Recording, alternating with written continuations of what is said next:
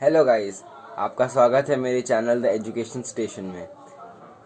तो जैसा कि हम लोग पिछले वीडियो में ज्योग्राफी का जो ट्रांसपोर्ट चैप्टर है उसको डिस्कस कर रहे थे और हम लोग ने आगरा लखनऊ एक्सप्रेस वे तक डिस्कस कर लिया था। तो आज हमको उसके आगे कंटिन्यू करना है। तो पिछली वीडियो का जो लिंक है वो आपको डिस्क्रिप्शन में मिल जाएगा। आप पहले पार्ट 1 देख लीजिए, तब आपको आगे का समझ में आएगा। और जो बुक के जो पेज हैं उसकी फ़ोटो मैंने पिछली बार भी लेफ़्ट साइड में मतलब एक कॉर्नर में डाल दी थी, इस बार भी मैं डाल दूंगा। तो आज हमको यमुना एक्सप्रेसवे से शुरू करना है। तो यमुना एक्सप्रेसवे के बारे में तो सबने सुना हुआ है, वो 6 लेन है। और जो हमारा आगरा लखनऊ एक्सप्रेसवे था वो भी 6 लेन था, लेकिन कुछ जगह छोड़ी गई थी कि वो 6 लेन से 8 लेन बनाया जा सके, मल्टी लेन। तो 6 लेन है, 165 किलोमीटर लॉन्ग। आगरा एक्सप्रेसवे कितना था? 302 किलोमीटर। हम लोग सबसे कंपेयर करेंगे, ऐसे याद होगा। इम्पॉर्टेंट चीज़, कहाँ 165 किलोमीटर है ये याद कर लिए। 6 लेन है।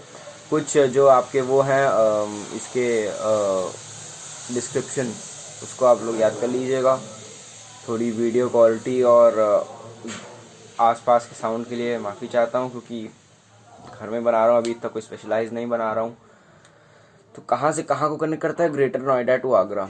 ठीक है। It was formally inaugurated in 2012। कब इनॉग्रेट हुआ था? ये इसको ज़्यादा एकदम मेमोराइज करने की ज़रूरत नहीं है, एक बार रीड थ्रू करना होता है। मेन फीचर जो होते हैं वो आपको 3 याद करने होते हैं। इसमें फिर से इसमें कितने दिए हुए हैं? 6 याद करने हैं, आप 3 से 4 याद कर लीजिए। पहला तो it provide fast moving corridor to minimise the, मतलब ये मैं आपको वो बता रहा हूँ जो मैंने याद किए हैं। आपको इसमें 6 आप 3 याद करिएगा, तो आप ये वाला जो है उसको छोड़ दीजिएगा। ठीक है। आप सेकंड वाला करिएगा। जैसे उसमें हम लोग याद किया था, वो कहाँ से कहाँ कनेक्ट करता था? आगरा लखनऊ 7 आवर्स से अब 3.5 आवर्स लगता था। तो इसमें क्या है? Reduce the time travel between Delhi and Agra to 2 hours. 2 घंटे में पहुंचा देता है, सिर्फ 2 घंटे। पहले ज़्यादा लगता होगा। फिर नेक्स्ट हम लोग करेंगे second last point. It has telephone booths and CCTV monitoring cameras installed at every 5 kilometres. Her 5 kilometre पे आपको सीसीटीवी मिल जाएगा।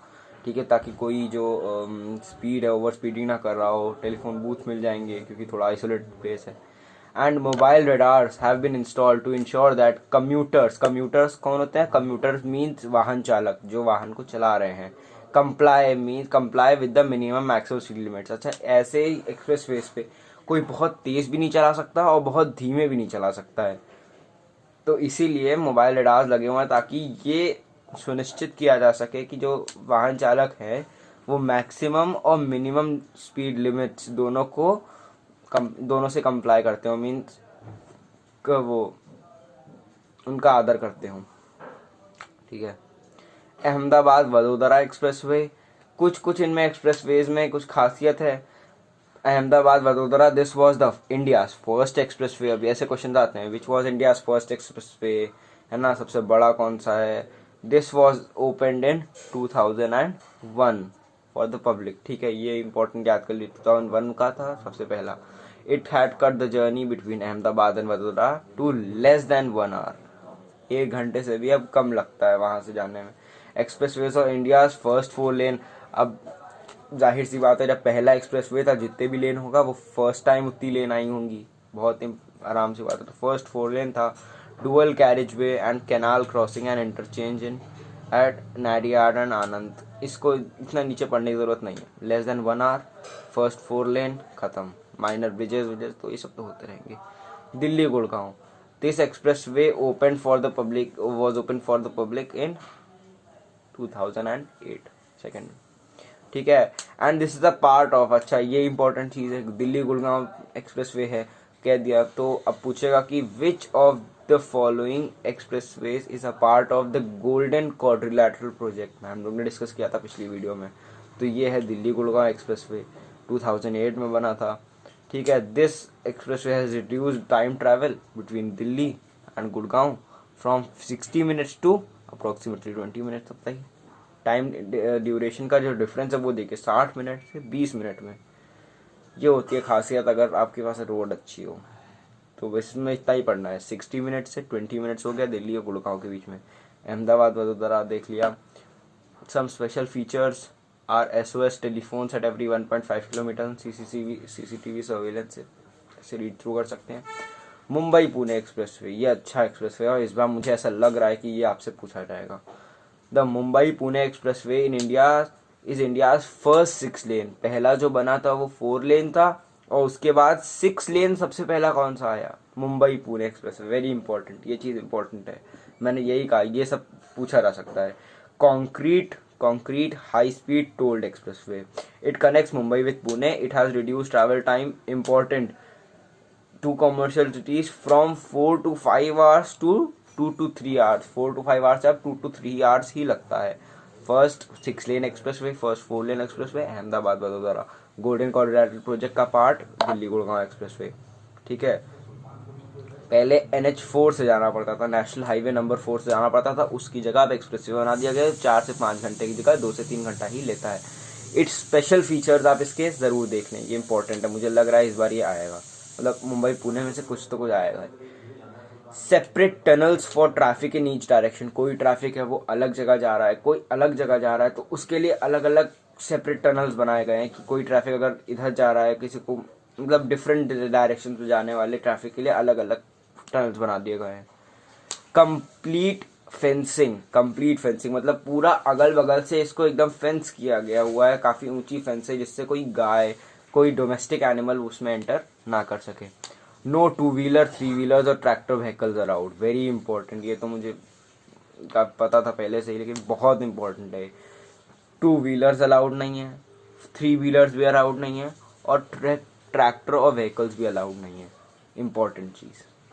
ग्रेटर नोएडा एक्सप्रेसवे का आप बस एक बार, अब जितने बचे वाले एक्सप्रेसवेज हैं उनका एक बार नाम देख लीजिए कि हाँ वो भी होते हैं और बस एक बार रीड थ्रू कर लीजिए, उसके अलावा इसमें कुछ नहीं आएगा। मतलब अगर आप स्मार्ट स्टडी करके जाएं, मतलब अब जो अगर आपको सब कुछ एकदम चाट के जाना है, पूरा एकदम रट के जाना है तो आप सारे करके जाइए एकदम रट के, लेकिन पहले के जितने 5 हैं उन्हीं में से आएगा। इसके बस names are enough and you can just read through.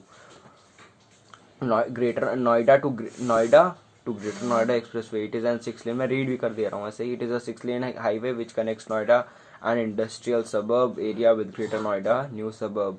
ठीक है, बहुत in Uttar Pradesh. Delhi Noida express direct flyway, it is an 8 lane access controlled expressway which connects Delhi to Noida and industrial suburb.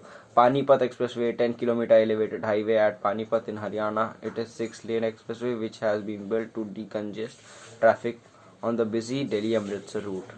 ठीक है, ये इंपॉर्टेंट है। इसमें एक चीज़ बस इसमें देख लीजिएगा, जो पानीपत एक्सप्रेसवे है वो कई हम लोग इस चैप्टर में देखेंगे कि ये चीज़ बनाई गई दूसरी चीज़ पे ट्रैफिक बर्डन कम करने के लिए। तो पानीपत एक्सप्रेसवे एक तरह का इसका ये भी रोल हो गया कि वो बनाया गया दिल्ली अमृतसर रूट पे ट्रैफिक को कम करने के लिए, दिल्ली अमृतसर रूट पे जो है ट्रैफिक कम करने के लिए। बेंगलुरु मैसूर इंफ्रास्ट्रक्चर कॉरिडोर वैसे ही है। तो अब हम लोग पढ़ेंगे state highways. State highways are constructed and minimize maintain by state government, जैसे expressways, national highways, national government, central government. These highways link with national highways, district headquarters, important tours, tourist centers, minor places। मतलब एक state highway हो सकता है, एक NH, एक कोई national highway से कोई नेशनल हाईवे कनेक्ट करता हो। ठीक है, वैसे ही हम लोग यहाँ पे पढ़ेंगे डिस्ट्रिक्ट रोड। अब डिस्ट्रिक्ट रोड क्या है? एक स्टेट हाईवे से दूसरे स्टेट हाईवे तक कनेक्ट करती हूँ। स्टेट हाईवे क्या करता हो? एक एक्सप्रेसवे या एक NH समथिंग से दूसरे NH समथिंग को कनेक्ट करता हो, तो ऐसे ही होता है। रूरल रोड इससे भी छोटा है। डिस्ट्रिक्ट में क्या होता है? तालुका हेडक्वार्टर्स, रूरल एरियाज जो हैं उनको कनेक्ट करता है। ठीक है, ये एक्सप्रेसवे नेम कोई बहुत ज़्यादा इम्पोर्टेंट नहीं है, इसको तो मैंने छुआ भी नहीं था, तभी हो गया था। जयपुर किशनगढ़ एक्सप्रेसवे, इलाहाबाद बाईपास, सब कोई ऐसे थोड़ी स्टेट से शादी नहीं कर सकता, तो ये नहीं आएगा। ठीक है, अब नेक्स्ट चीज़ हम लोगों को इम्पोर्टेंट है यहाँ पे, वो है प्रधानमंत्री ग्राम सड़क योजना PMGSY, जो कि प्रधानमंत्री ग्राम सड़क योजना मीन्स जो कि इस एक्ट के तहत रूरल एरियाज, ये रूरल रोड्स की जो स्कीम है, ग्राम सड़क, gram means rural areas, rural areas में जो है रोड को बनाने की जो स्कीम है वो लॉन्च हुई थी दिसंबर 2000 में। और क्योंकि रूरल एरियाज़ जो है वहाँ पे जनरली बहुत ख़राब रोड्स होती हैं, पगडंडियाँ होती हैं, कच्ची रोड्स होती हैं, नॉन मेटल, ठीक है। तो ये वहाँ की स्कीम है जो कि दिसंबर 2000 इम्पॉर्टेंट, ये ईयर इम्पॉर्टेंट है, इनाग्रेट की गई थी और अभी वो चल रही है। काहे? To rural as a part of poverty eradication measure. जब गरीबी हटेगी वहाँ पे अच्छी रोड्स होंगी तभी तो। कैसे? अब वही है, ट्रांसपोर्ट है। जब गरीब वहाँ पे अच्छी रोड्स होंगी तो वहाँ पे जो होंगी, जो बड़ी बड़ी व्हीकल्स हैं, ट्रक्स है, वो आ सकेंगी। अगर जब वहाँ पे गांव में आ सकेंगी तो वहाँ का, उस गांव का जो भी प्रोडक्शन होगा, जो भी अनाज होगा, क्रॉप्स होंगी, उसको मार्केट तक ट्रांसपोर्ट ही तो कर पाएंगी, तभी तो पॉवर्टी इरेडिकेट होगी। तो ऐसा हो गया, आप समझ सकते हैं। अदर रोड्स में मैंने आपको पिछली वीडियो में बताया था कि अदर रोड्स में बॉर्डर रोड्स आ जाती हैं। तो बॉर्डर रोड्स कौन सी होती है? बॉर्डर रोड्स वो रोड्स होती हैं जो हमारे इंडिया के बॉर्डर पे बनी होती हैं। वो रोड थोड़ी सी स्पेशलाइज्ड होती हैं, थोड़ी सी अलग क्यों होती हैं? क्योंकि वो जो नेबरिंग कंट्री है उसके काफ़ी क्लोज होती हैं, तो थोड़ा वहाँ पे मतलब जाना इतना ज़्यादा अलाउड नहीं होता है। द बॉर्डर रोड ऑर्गेनाइजेशन, ये इंपॉर्टेंट है। इसके लिए बॉर्डर रोड्स मैंने बताया अभी भी थोड़ी सी ज़्यादा सावधानी बरतनी होती है, तो उसको एक ऑर्गेनाइजेशन अलग है जो बनाती है, वो बॉर्डर रोड ऑर्गेनाइजेशन कहलाती है। ये ऑर्गेनाइजेशन ही अलग है जो बनाती है फॉर स्ट्रेंथनिंग डिफेंड। फॉर ये इसके फंक्शन याद कर लिए, देखो मैं तो ऐसे पॉइंट्स बना के याद कर सकते हैं। क्या है? फॉर स्ट्रेंथनिंग डिफेंस प्रिपेयर्डनेस, ठीक है। एक तरह तो सबसे पहले डिफेंस होगा, मतलब कहीं समझ लीजिए वॉर का एटमॉस्फेयर है।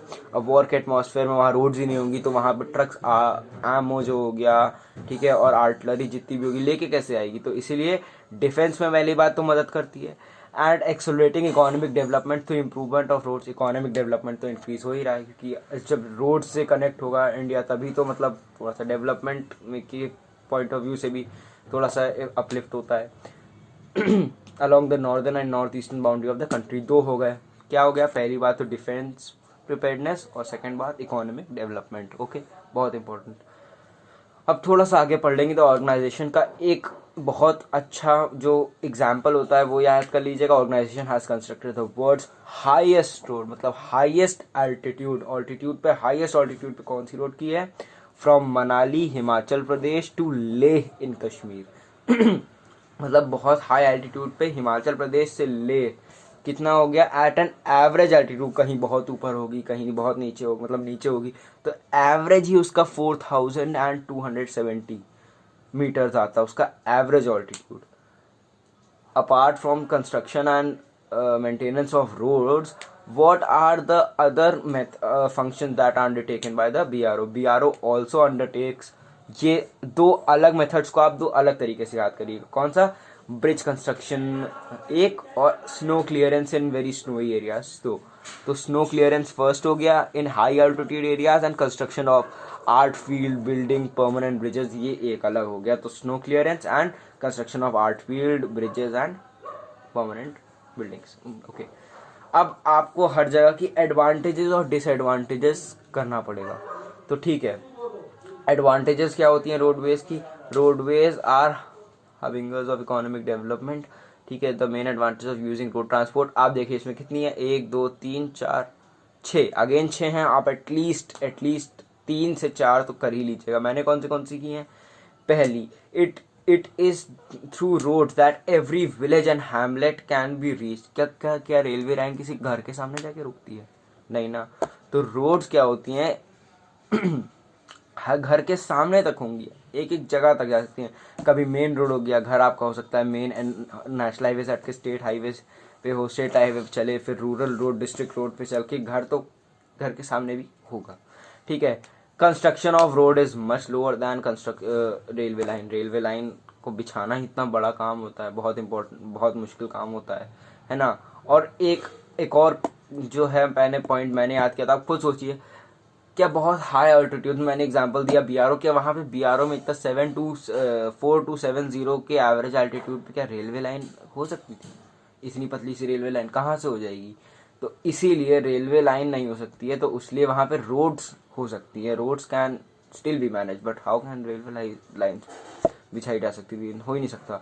तो roads can be constructed in even areas of difficult terrain, means अब जो वहाँ की जो टेरेन होता है, मतलब उबड़ खाबड़ जगह, where railway lines can not even exist, कोई सोच भी नहीं सकता। और चौथा, movement of goods is safer through road transport. अगर अपनी प्राइवेट कार होगी या प्राइवेट बस होगा तो उसमें जो वो थेफ्ट के चांसेस है वो कम होते हैं कंपेयर टू, आपने सुना होगा रेल में यहाँ पे मतलब ट्रेन में कोई ये चीज़ उठा ले गया, कोई वो चीज़ उठा ले गया, तो ऐसा बहुत कम चांसेस होती हैं रोडवेज में। Safer through road trans and pilferage, उसी को थेफ्ट कहा जाता है, आर लेसन रेलवेज, ठीक है। डिसएडवांटेजेस भी होते हैं, हर चीज़ के एडवांटेज के डिसएडवांटेज होते हैं। तो अब डिसएडवांटेज कितने दिए हैं, 5 दिए हैं, आप इसमें से सिर्फ और 3 याद करिए, ज़्यादा याद करने की ज़रूरत नहीं है। मैनी रोड्स आर अनसर्फेस्ड, रोड्स तो ठीक है पर कई सारी तो जो होती हैं वो अनसर्फेस्ड होती हैं, मतलब उबड़ खाबड़ होती हैं, अच्छे से नहीं होती। अनसर्फेस्ड होंगी तो बारिश के समय में सारा जो रोड्स होंगी वो ख़राब हो जाएंगी वापस से।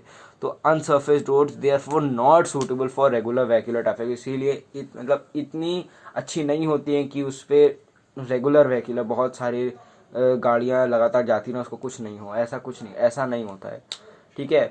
Roads are not even properly maintained, अगर अच्छी रोड हैं भी तो एक तो टाइम लिमिट होगी जिसके बाद वो ख़राब होने लगेंगी, उनको मेंटेन भी नहीं किया जाता है, ठीक है।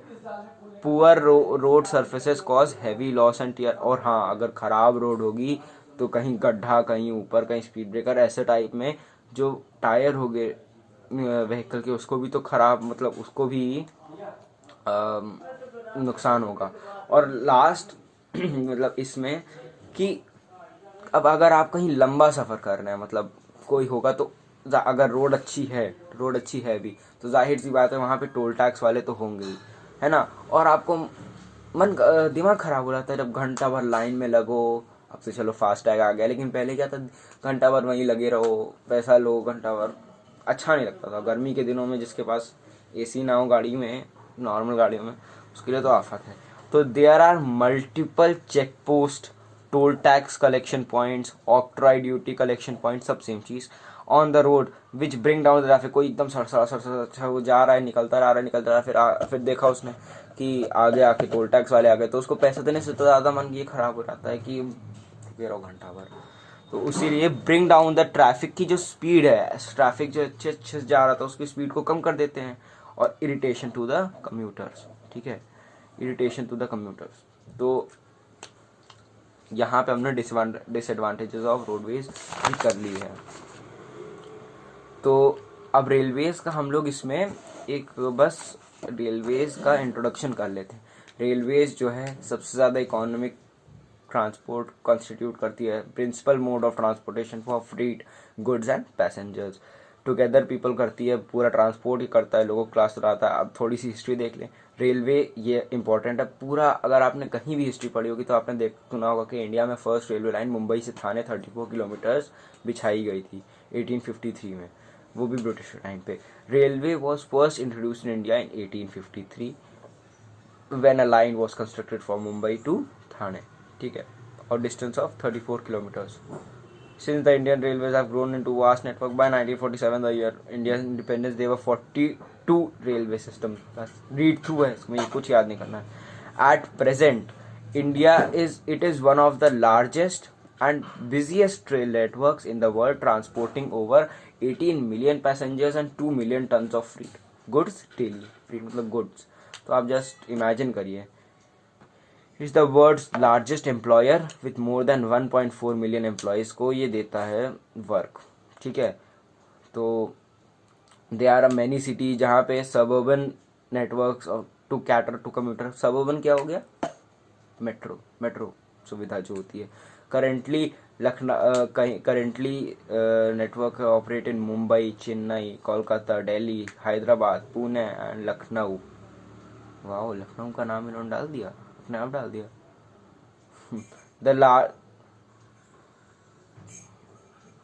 ठीक है, सब अब ये बहुत इंपॉर्टेंट है। EMU इलेक्ट्रिकल मल्टीपल यूनिट्स क्या होते हैं?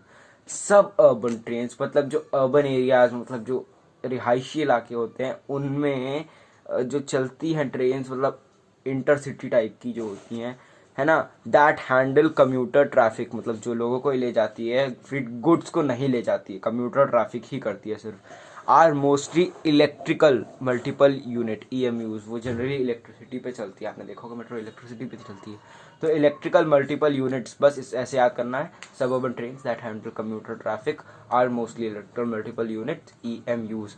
यूजुअली कभी कभी 9 कोचेज होते होंगे, हमारे यहाँ 8 कोचेज होते हैं, लेकिन आप अगर दिल्ली जाएँ तो दिल्ली में 12 कोचेज की मेट्रोज होती हैं, क्योंकि वहाँ पे ट्रैफिक ज़्यादा है। तो ऐसे ही यहाँ पे यूजुअली 9 कोचेज होते हैं, पर there can be also 12 due to rush, जब रश आवर्स होते हैं, ऑफिस आवर्स होते हैं।